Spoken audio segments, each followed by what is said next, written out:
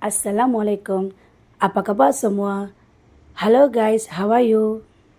Hari ini saya nak tunjukkan cara membuat strawberry milkshake. Sebelum tu, subscribe channel saya dan jangan lupa tekan bell button. Mula-mula ambil beberapa biji strawberry dan potong kecil-kecil. Masukkan dalam blender. Ambil 2 sudu kecil gula, masukkan. Lepas tu 1 cawan susu. Blender sampai buah strawberry hancur.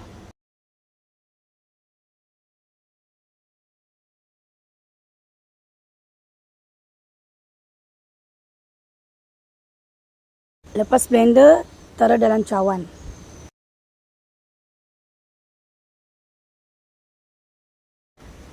Lepas tu taruh 2 sudu vanilla ice cream.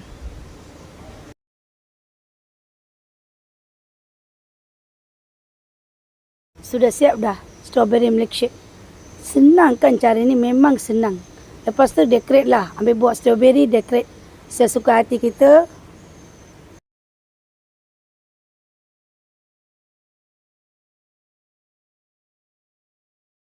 Hello guys, korang suka video saya? Jangan lupa subscribe, like and share. Kita akan jumpa video lain. Bye.